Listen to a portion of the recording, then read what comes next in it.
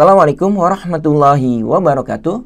Oke, teman-teman, di kesempatan kali ini kita akan belajar bagaimana caranya menentukan korelasi person atau dapat disebut juga dengan korelasi product moment.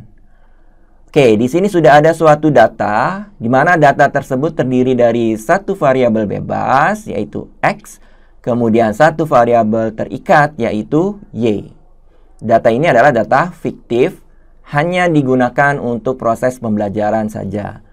Oke, di sini juga sudah saya cantumkan kembali rumus untuk mencari korelasi person.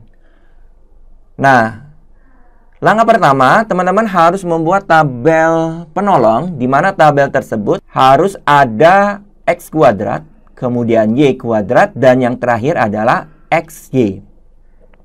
Oke, kita mulai dulu dari X kuadrat ya. Untuk mengisinya, ini sederhana sekali teman-teman. Tinggal nilai X kita kuadratkan. Berarti sama dengan nilai X-nya adalah 1. Silakan teman-teman kuadratkan. Seperti ini ya. Nah, selanjutnya kalau sudah, silakan teman-teman enter. Berlakukan untuk semua data pada X ya. Caranya sederhana, teman-teman tinggal drag sampai data paling akhir. Nah, berarti di drag sampai data yang paling akhir, sampai sini. Nah, ini adalah nilai X kuadrat.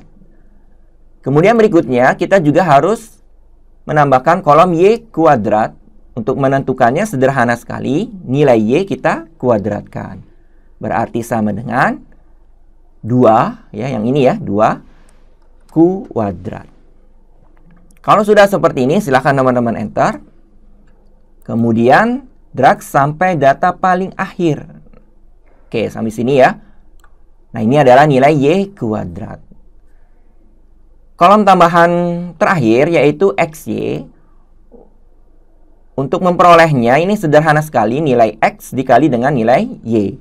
Berarti sama dengan nilai X-nya adalah 1. Yang ini ya, teman-teman. Dikali dengan nilai Y yang satu baris dengan nilai X tersebut. Berarti 2. Nah, seperti ini. Kalau sudah, silakan teman-teman enter. Kemudian drag sampai data paling akhir. Oke ya. Nah, berikutnya, kalau teman-teman perhatikan rumus korelasi person, di sini ada sigma. Perlu menjumlahkan setiap kolom tersebut. Nah, kita mulai dari kolom X, kita jumlahkan ya, teman-teman.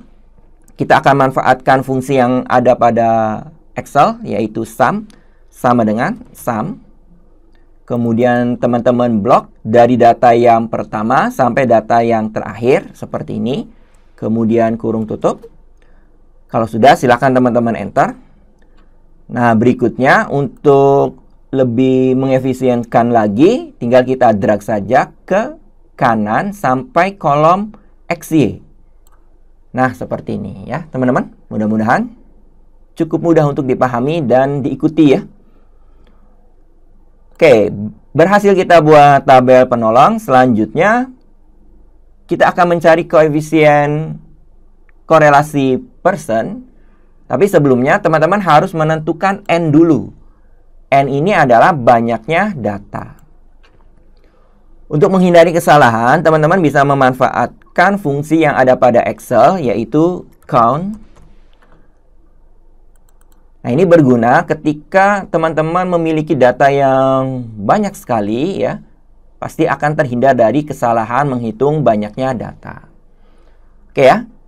Fungsi yang kita gunakan adalah count, kemudian blok salah satu variabel.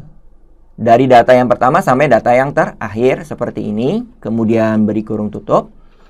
Kalau sudah dan sudah dipastikan benar dan tepat, teman-teman enter. Oke, diperoleh 8. Artinya adalah banyaknya data adalah 8. Oke, selanjutnya kita akan menentukan nilai korelasi personnya dengan menerapkan rumus yang ini, teman-teman. Perlu ketelitian dan kehati-hatian. Karena di sini lumayan cukup banyak ya, teman-teman.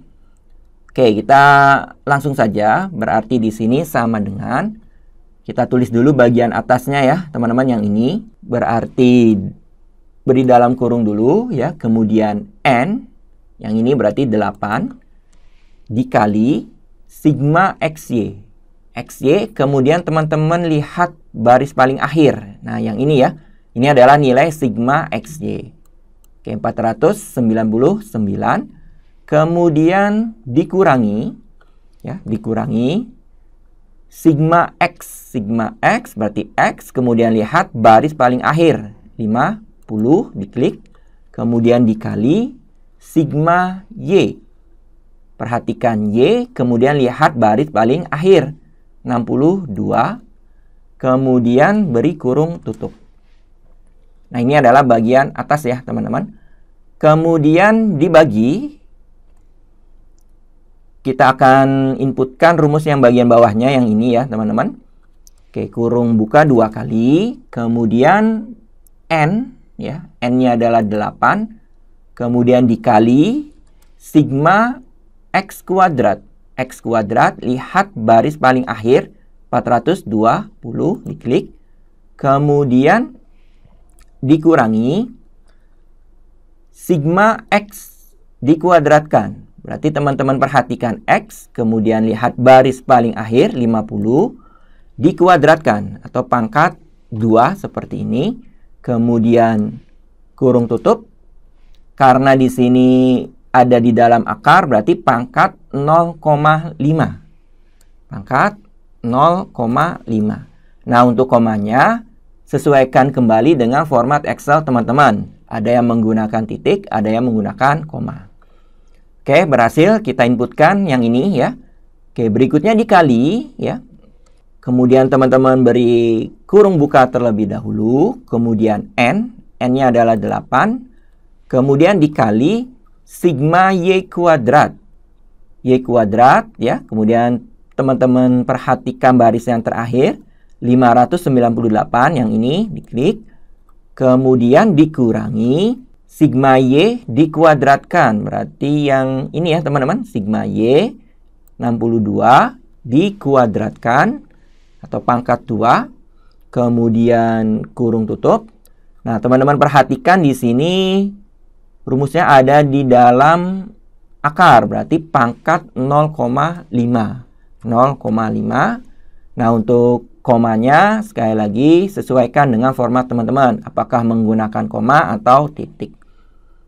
Oke, kalau sudah seperti ini, beri kurung tutup sekali lagi. Nah, ini ya, teman-teman, sudah berhasil kita inputkan. Cek kembali ya, pastikan rumus yang teman-teman inputkan itu sudah benar. Oke, kalau sudah, silakan teman-teman enter.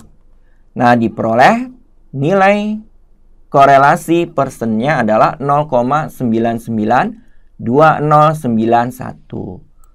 Nah, untuk desimalnya ada berapa banyak? Silakan teman-teman sesuaikan saja. Misalkan kita hanya menginginkan 3 desimal. Nah, berarti kita kurangi.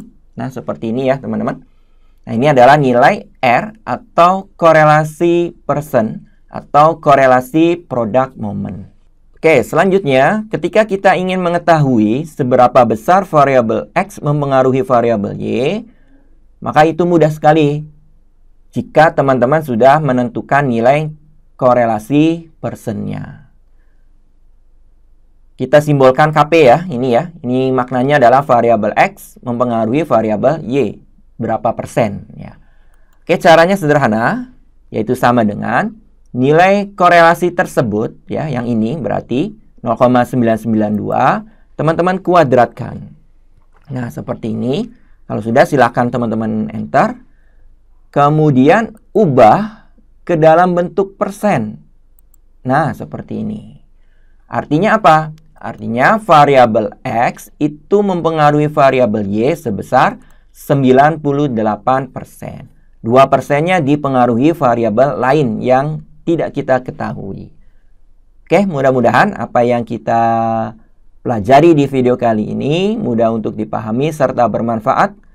Mohon maaf kalau ada perkataan yang tidak berkenan. Saya akhiri. Wassalamualaikum warahmatullahi wabarakatuh.